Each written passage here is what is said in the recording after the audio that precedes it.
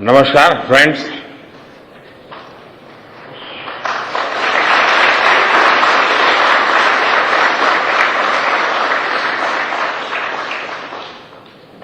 आप सभी के बीच आकर आज एक अलग ही खुशी महसूस कर रहा हूं। शायद ऐसी खुशी बहुत रेयर ओकेजन होते हैं जब तन मन खुशियों से भर गया हो। और व्यक्ति के जीवन में कई बार ऐसी घटनाएं घटती हैं कि वो बेसब्री हावी हो जाती है। इस बार मेरे साथ भी ऐसा ही हुआ है। इतनी बेसब्री,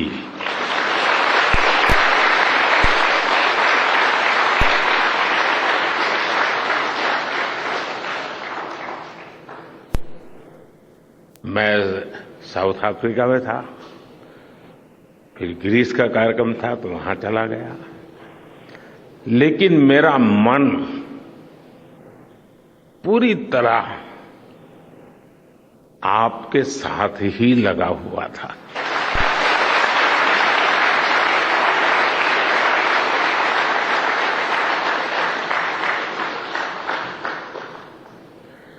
लेकिन कभी कभी लगता है कि मैं आप लोगों के साथ अन्याय कर देता हूं।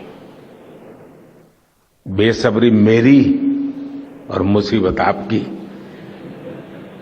इतनी सवेरे सवेरे आप सभी को और इतना और टाइम, लेकिन बस मन कर रहा था जाऊं आपको नमन करूं। आपको दिक्कत हुई होगी, लेकिन मैं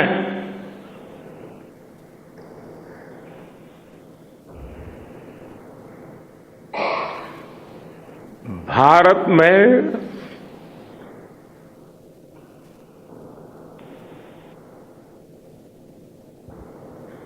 आते ही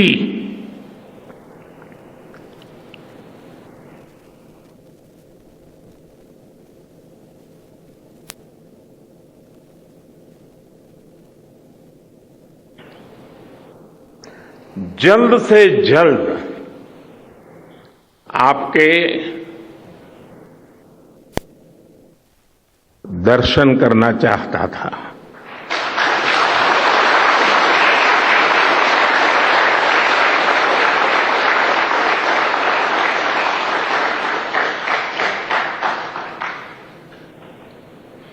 आप सबको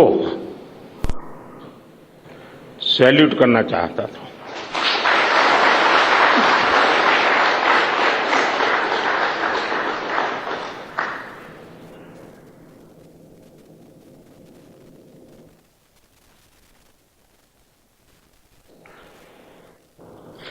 सैल्यूट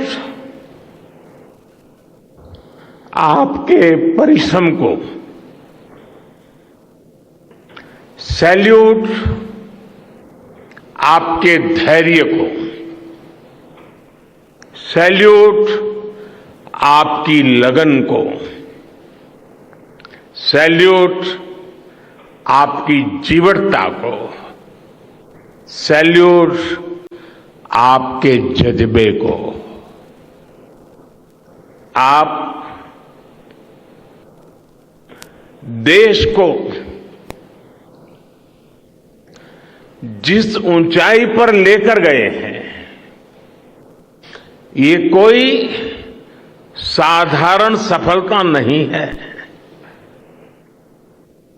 ये अनंत अंतरिक्ष में भारत के वैज्ञानिक सामर्थ्य का शंखनाद है।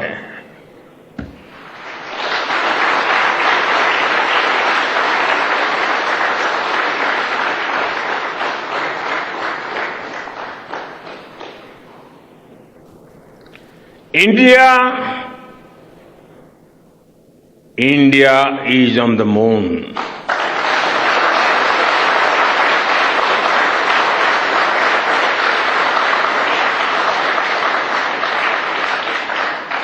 We have our national pride placed on the moon.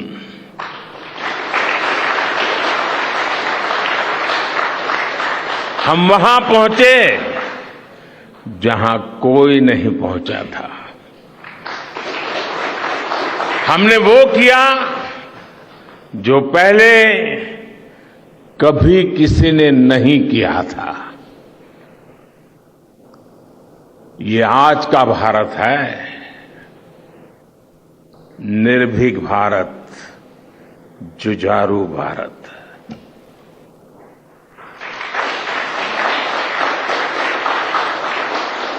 ये वो भारत है जो नया सोचता है, नए तरीके से सोचता है, जो डार्क जोन में जाकर भी दुनिया में रोशनी की किरण फैला देता है।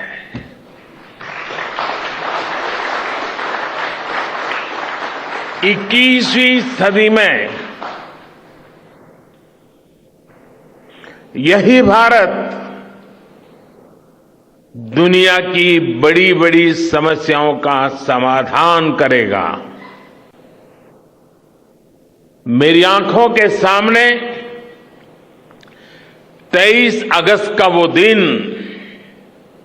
वो एक एक सेकंड बार बार घूम रहा है।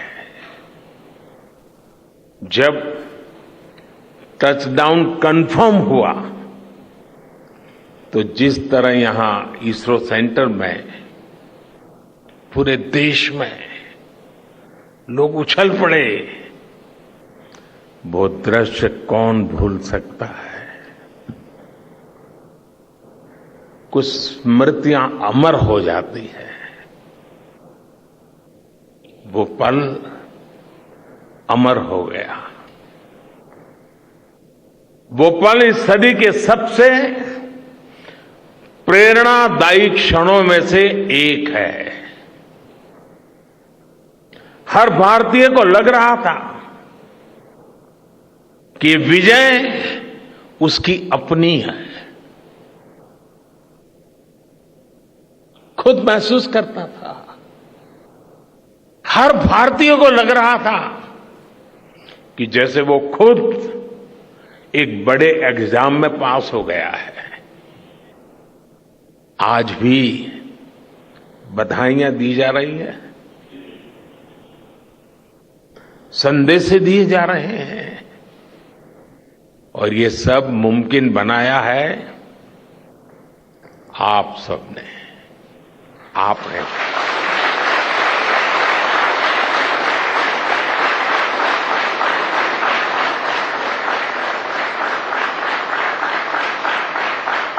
देश के मेरे वैज्ञानिकों ने ये मुमकिन बनाया है।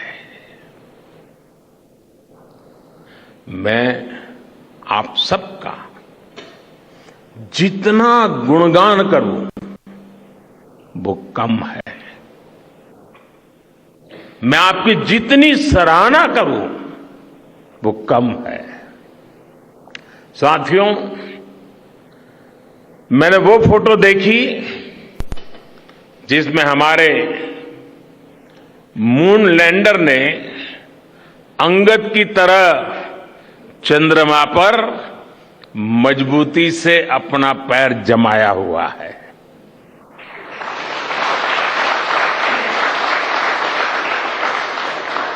एक तरफ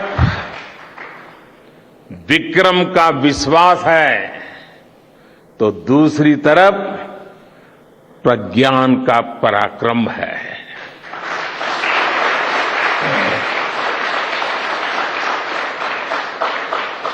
हमारा प्रज्ञान लगातार चंद्रमा पर अपने पद चिन्ह छोड़ रहा है।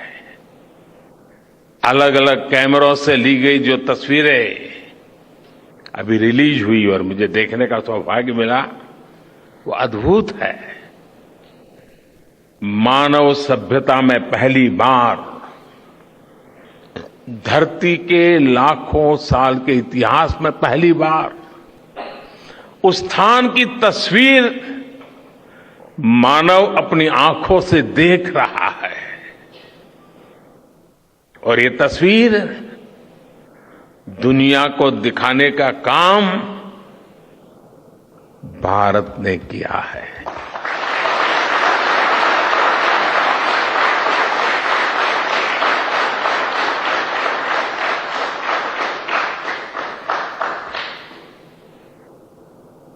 आप सभी वैज्ञानिकों ने किया है। आज पूरी दुनिया भारत की साइंटिफिक स्पिरिट का, हमारी टेक्नोलॉजी का और हमारे साइंटिफिक टेम्परामेंट का लोहा मान चुकी है।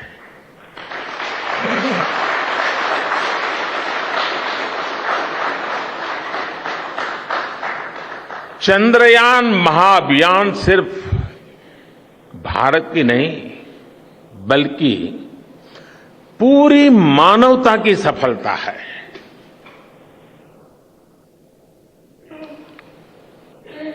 हमारा मिशन जिस क्षेत्र को एक्सप्लोर करेगा उससे सभी देशों के लिए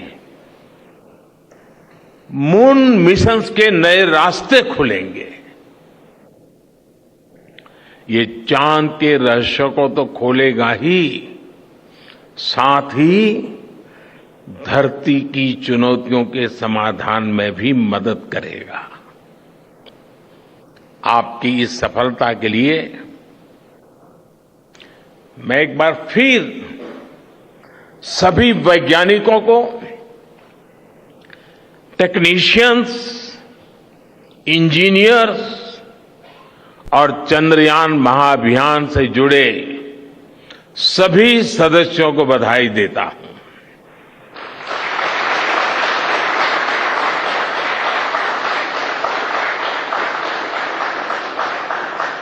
मेरे परिवारजनों, आप जानते हैं कि स्पेस मिशंस के टच डाउन पॉइंट को एक नाम दिए जाने की वैज्ञानिक परंपरा है। चंद्रमा के जिस हिस्से पर हमारा चंद्रयान उतरा है, भारत ने उस स्थान के भी नामकरण का फैसला लिया है।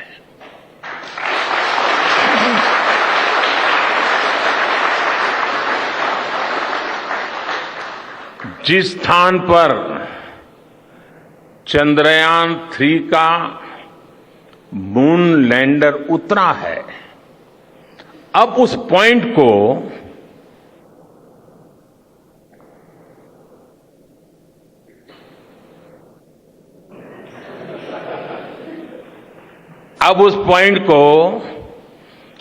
शिव शक्ति के नाम से जाना जाएगा।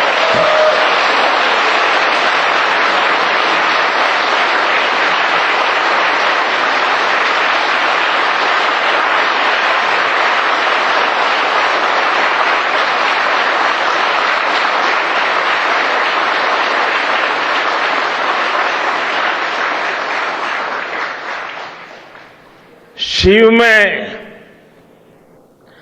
मानवता के कल्याण का संकल्प समाहित है और शक्ति से हमें उन संकल्पों को पूरा करने का सामर्थ्य मिलता है। चंद्रमा का शिव शक्ति पॉइंट हिमालय से कन्याकुमारी से जुड़े होने का बोध कराता है।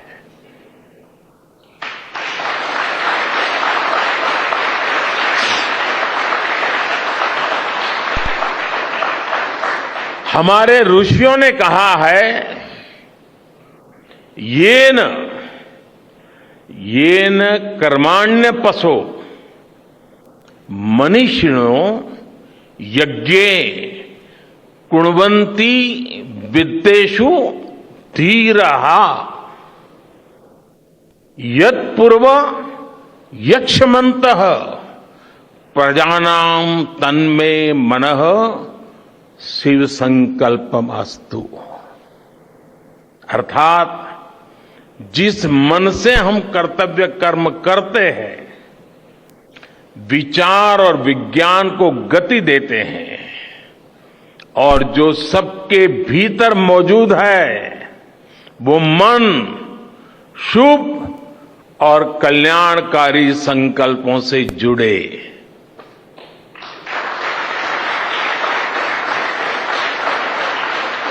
मन के इन शुभ संकल्पों को पूरा करने के लिए शक्ति का आशीर्वाद अनिवार्य है और ये शक्ति हमारी नारी शक्ति है।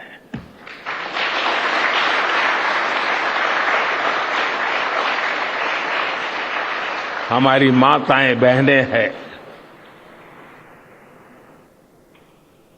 हमारे यहां कहा गया है, सृष्टि स्थिति विनाशानां शक्ति भूते सनातनी। अर्थात निर्माण से प्रलय तक पूरी सृष्टि का आधार नारी शक्ति ही है।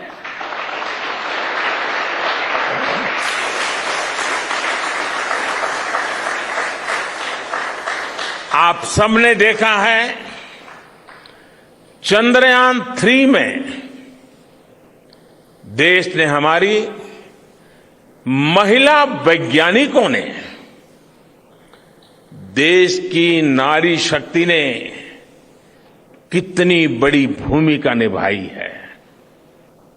चंद्रमा का शिव शक्ति पॉइंट सदियों तक भारत के इस वैज्ञानिक और दार्शनिक चिंतन का साक्षी बनेगा।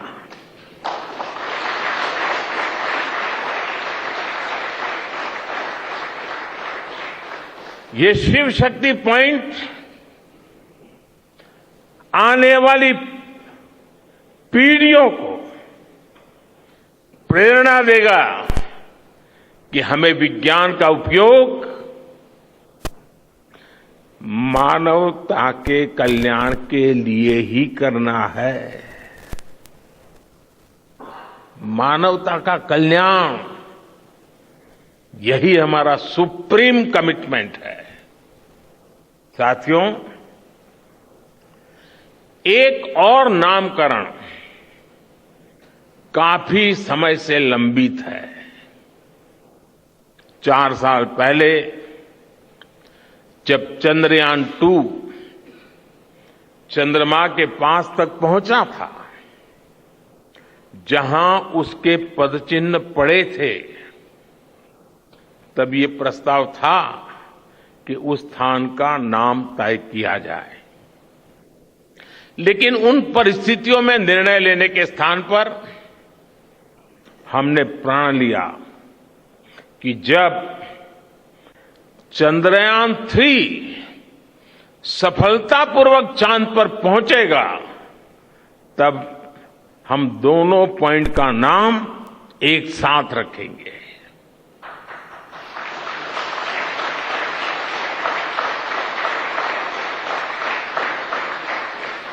और आज मुझे लगता है कि जब हर घर तिरंगा है, जब हर मन तिरंगा है और चांद पर भी तिरंगा है, तो तिरंगा के सिवाय चंद्रयान 2 से जुड़े उस स्थान को और क्या नाम दिया जा सकता है।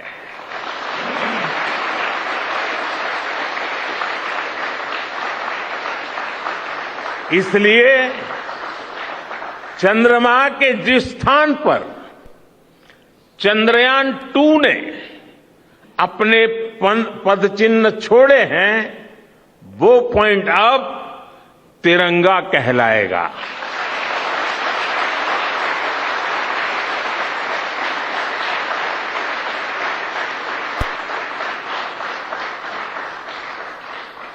ये तिरंगा पॉइंट भारत के हर प्रयास की प्रेरणा बनेगा। ये तिरंगा पॉइंट हमें सीख देगा कि कोई भी विफलता आखिरी नहीं होती। अगर दृढ़ इच्छा शक्ति हो तो सफलता मिलकर के ही रहती है। यानी मैं फिर दोहरा रहा हूं, चंद्रयान-2 के पद चिन्ह जहां है वो स्थान आज से तिरंगा पॉइंट कहलाएगा। और जहां पर चंद्रयान-3 का मून लैंडर पहुंचा है वो स्थान आज से शिव शक्ति पॉइंट कहलाएगा।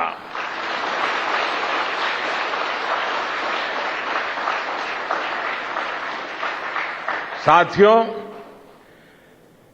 आज भारत दुनिया का चौथा ऐसा देश बन चुका है जिसने चंद्रमा की सतह को छुआ है।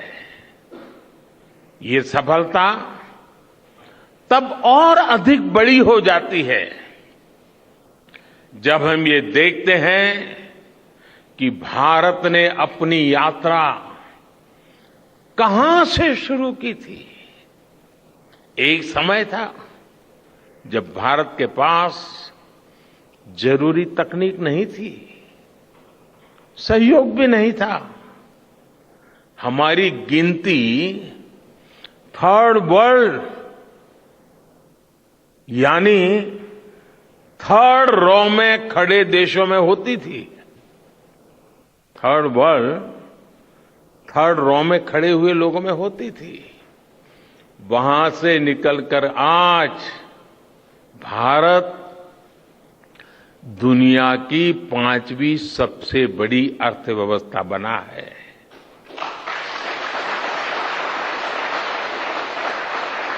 आज ट्रेड से लेकर टेक्नोलॉजी तक भारत की गिनती पहली पंक्ति यानी फर्स्ट रॉ में खड़े देशों में हो रही है।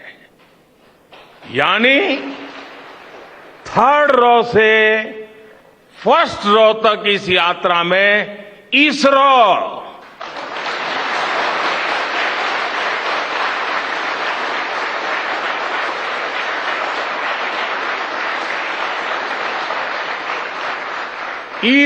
जैसी संस्थानों की बहुत बड़ी भूमिका रही है। आपने आज मेक इन इंडिया को चांद तक पहुंचा दिया है।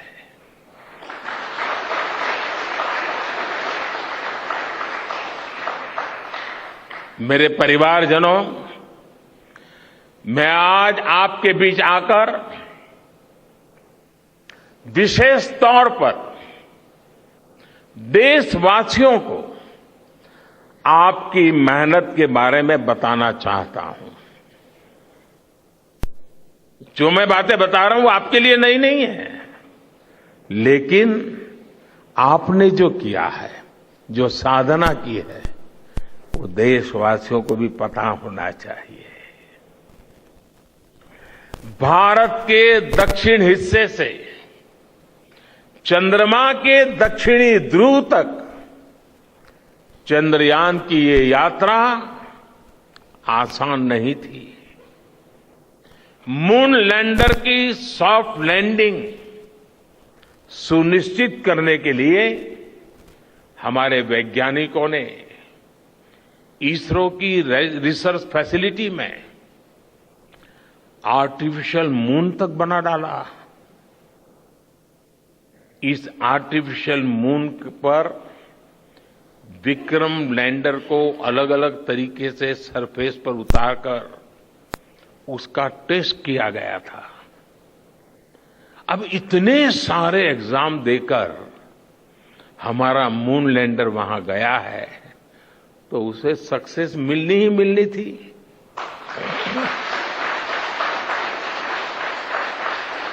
साथियों, आज जब मैं देखता हूं कि भारत की युवा पीढ़ी साइंस को लेकर, स्पेस को लेकर, इनोवेशन को लेकर इतनी एनर्जी से भरी हुई है, तो उसके पीछे हमारे ऐसे ही स्पेस मिशंस की सफलता है। मंगलयान की सफलता ने, चंद्रयान की सफलता ने, गगनयान की तैयारी ने देश की युवा पीढ़ी को एक नया मिजाज दे दिया है। आज भारत के छोटे छोटे बच्चों की जुबान पर चंद्रयान का नाम है।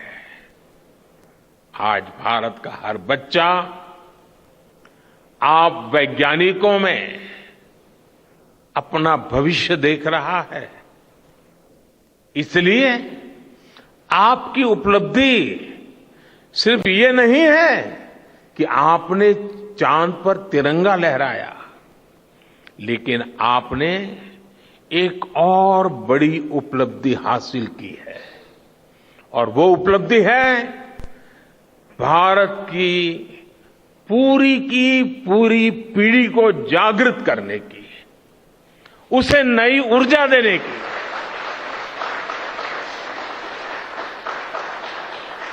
आपने एक पूरी पीढ़ी पर अपनी सफलता की गहरी छाप छोड़ी है। आज से कोई भी बच्चा रात में जब चंद्रमा को देखेगा तो उसको विश्वास होगा कि जिस हौसले से मेरा देश चांद पर पहुंचा है, वही हौसला, वही जज्बा उस बच्चे के भीतर भी है, उस युवा के भीतर भी है। आज आपने भारत के बच्चों में आकांक्षाओं के जो बीज बोए हैं, कल वो वट वृक्ष बनेंगे और विकसित भारत की नींव बनेंगे।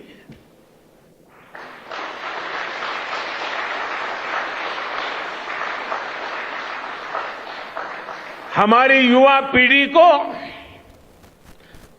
निरंतर प्रेरणा मिलती रहे,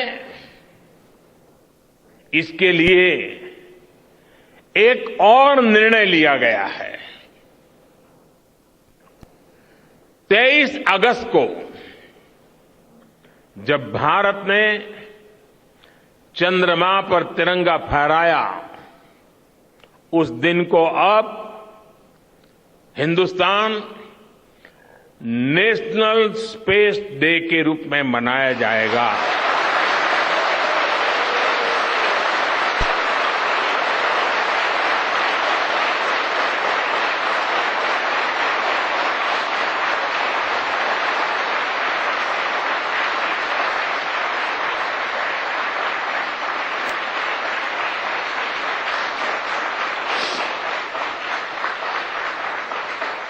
जब हर वर्ष national space day science, technology और इनोवेशन की स्पिरिट को सेलिब्रेट करेगा, हमें हमेशा हमेशा के लिए प्रेरित करता रहेगा।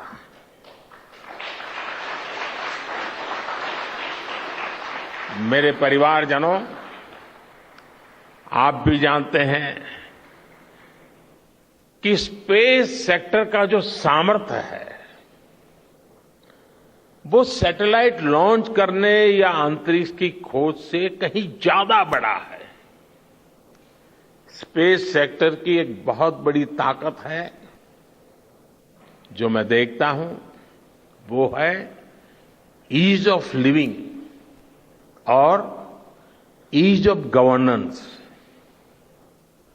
आज देश में स्पेस एप्लीकेशंस को गवर्नेंस के हर पहलू से जोड़ने की दिशा में बहुत बड़ा काम हुआ है।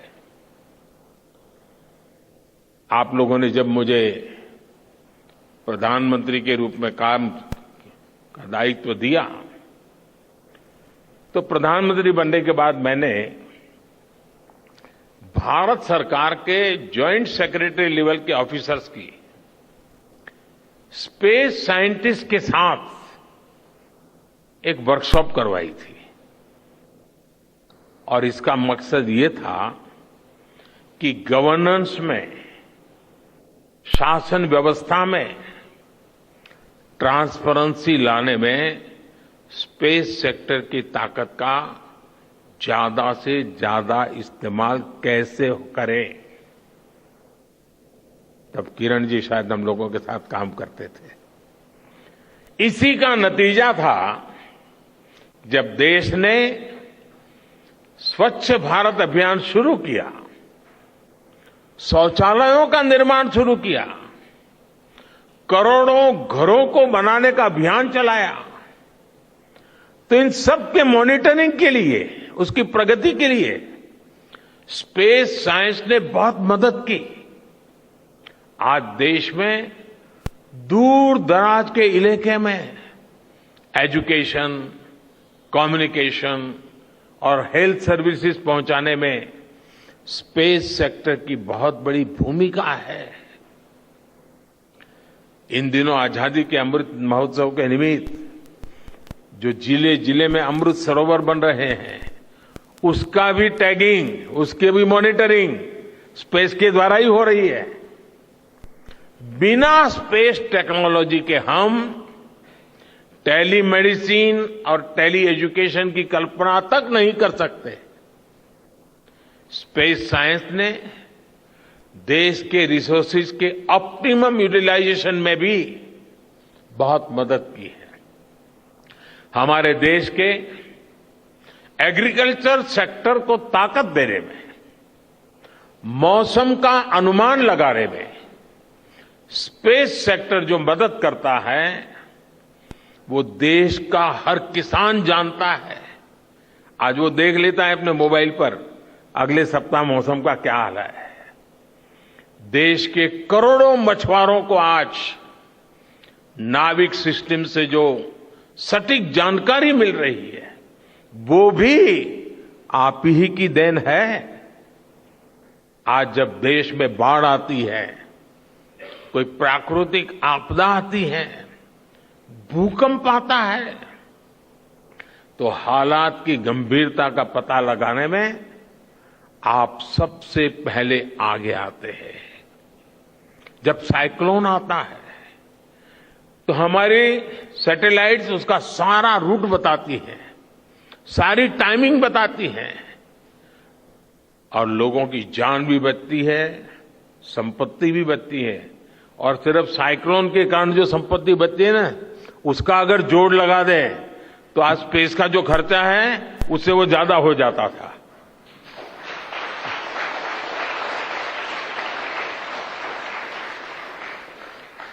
हमारे PM Gatishakti national master plan का आधार भी स्पेस टेक्नोलॉजी ही है और आज दुनिया भारत के इस गतिशक्ति प्लेटफॉर्म का अध्ययन कर रही है कि प्लानिंग और मैनेजमेंट में ये प्लेटफॉर्म कितना उपयोगी हो सकता है। इससे प्रोजेक्ट्स की प्लानिंग, एजुकेशन और मॉनिटरिंग में काफी मदद मिल रही है।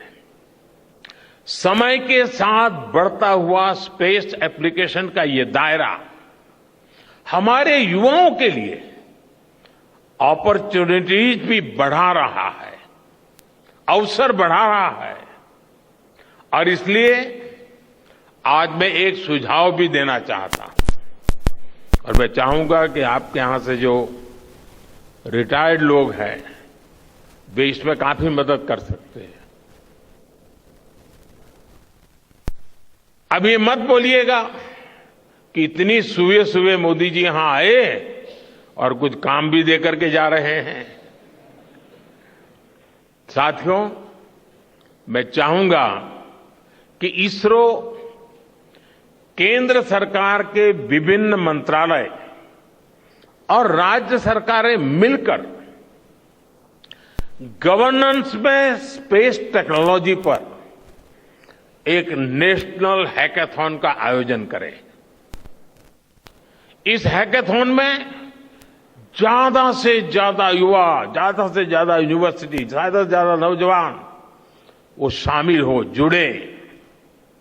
मुझे विश्वास है ये नेशनल हैकाथॉन हमारी गवर्नेंस को और प्रभावी बनाएगा, देशवासियों को मॉडर्न सॉल्यूशंस देगा। और साथियों, आपके अलावा मैं अपनी युवा पीढ़ी को एक और टास्क अलग से देना चाहता हूं। और होमवर्क के दिए बिना बच्चों को काम करने का मजा नहीं आता है। आप सब जानते हैं कि भारत वो देश है जिसने हजारों वर्ष पूर्व ही धरती के बाहर अनंत अंतरिक्ष में देखना शुरू कर दिया था।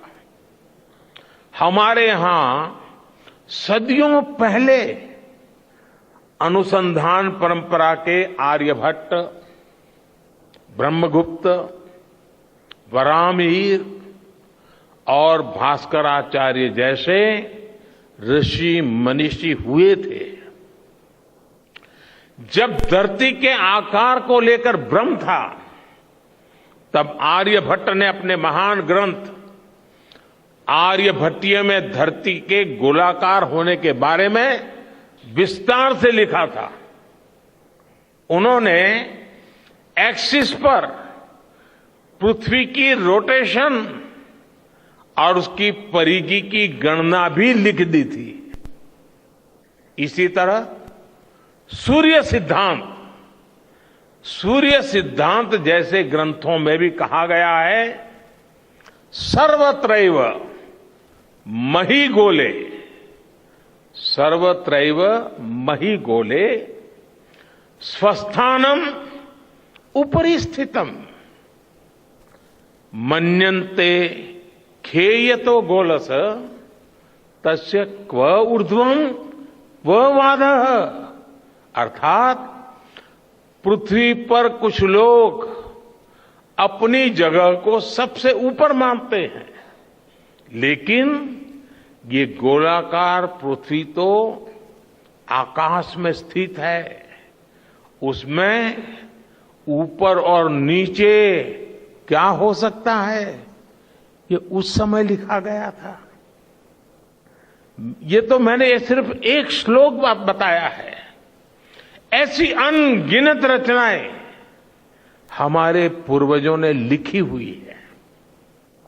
सूर्य, चंद्रमा और पृथ्वी के एक दूसरे के बीच में आने से ग्रहण की जानकारी हमारे कितने ही ग्रंथों में लिखी हुई पाई जाती है।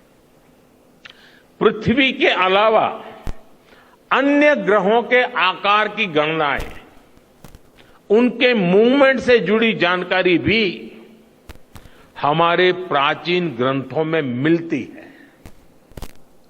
हमने ग्रहों और उपग्रहों की गति को लेकर इतना सूक्ष्म गणनाएं करने की वो काबिलियत हासिल की थी कि हमारे यहां सैकड़ों वर्ष आगे के पंचांग यानी कैलेंडर्स बनाए जाते थे।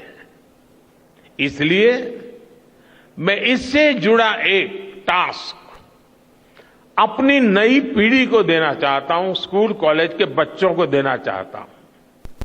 मैं चाहता हूं कि भारत के शास्त्रों में जो खगोलीय सूत्र है, उन्हें साइंटिफिकली प्रूव करने के लिए, नए सिरे से उनके अध्ययन के लिए नई पीढ़ी आगे आए। ये हमारी विरासत के लिए भी जरूरी है और विज्ञान के लिए भी जरूरी है। आज जो स्कूल के, कॉलेज के, यूनिवर्सिटी के स्टूडेंट्स हैं, रिसर्चर्स हैं, उन पर एक तरह से ये दोहरा दायित्व है। भारत के पास विज्ञान के ज्ञान का जो खजाना है वो गुलामी के लंबे कालखंड में दब गया है, छिप गया है। आजादी के इस अमृत काल में हमें इस खजाने को भी खंगालना है, उस पर रिसर्च करनी है और दुनिया को भी बताना है। दूसरा दायित्व ये कि हमारी युवा पीढ़ी को आज के आधुनिक विज्ञान, आधुनिक टेक्नोलॉजी को नए आयाम देने हैं। समंदर की गहराइयों से लेकर आसमान की ऊंचाई तक, आसमान की ऊंचाई से लेकर अंतरिक्ष की गहराई तक आपके लिए करने के लिए बहुत कुछ है। आप डीप अर्थ को भी देखिए और साथ ही डीप सी को भी एक्सप्लोर करिए।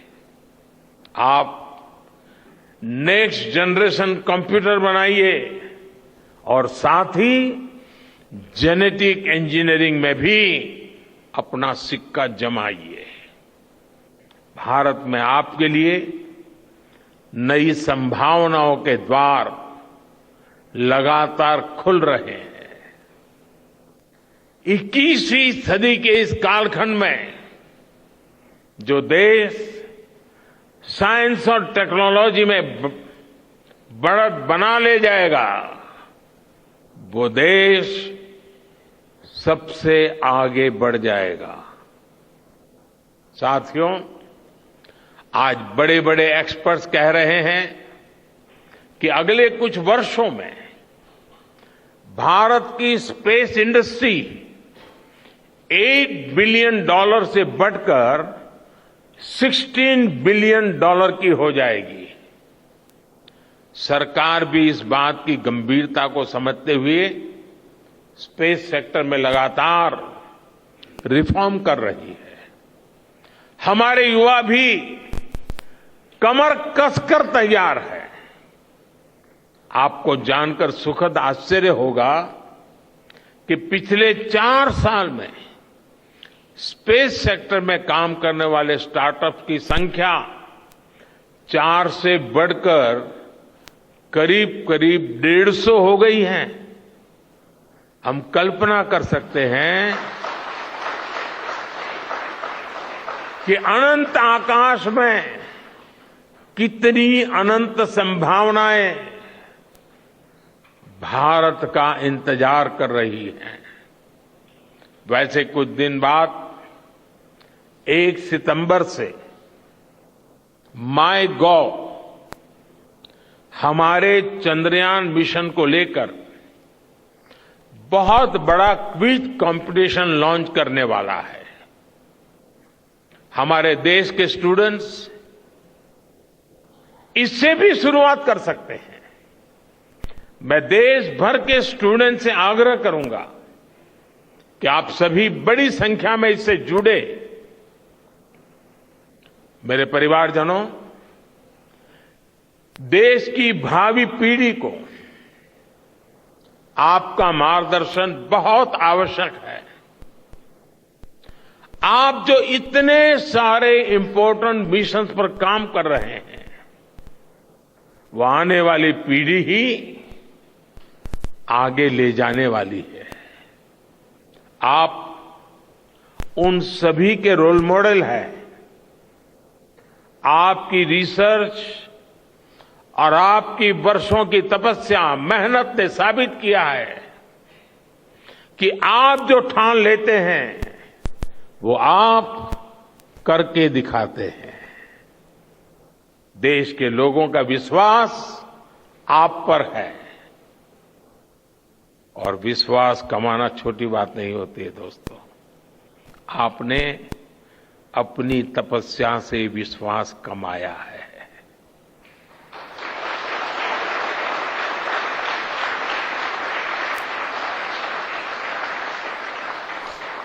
देश के लोगों का आशीर्वाद आप पर है। इसी आशीर्वाद की ताकत से, देश के प्रति इसी समर्पण भाव से भारत साइंस एंड टेक्नोलॉजी में ग्लोबल लीडर बनेगा। और मैं आपके बीच बड़े विश्वास के साथ बताता हूं, इनोवेशन की हमारी यही स्पिरिट ही 2047 में विकसित भारत के सपने को साकार करेगी। इसी विश्वास के साथ मैं फिर एक बार आप सबके दर्शन करके पावन हुआ हूं। देशवासी गौरव से भरे हुए हैं। सपने बहुत तेजी से संकल्प बन रहे हैं और आपका परिश्रम उन संकल्प को सिद्धि के तक ले जाने के लिए बहुत बड़ी प्रेरणा बन रहा है। आपको जितनी बधाई दूं कम है, जितना अभिनंदन करूं कम है। मेरी तरफ से करोड़ों करोड़ों देशवासियों की तरफ से, दुनिया भर की साइंटिफिक कम्युनिटी की तरफ से अनेक अनेक धन्यवाद, बहुत बहुत शुभकामनाएं। भारत माता की, भारत माता की, भारत माता की। धन्यवाद।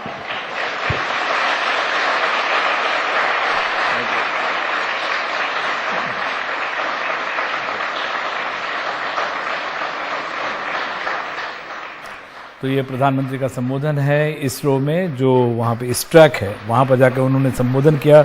सीधे ग्रीस से पहुँचे और इसरो का जो स्ट्रैक है यानी telemetry tracking and command network है उस सेंटर पर गए।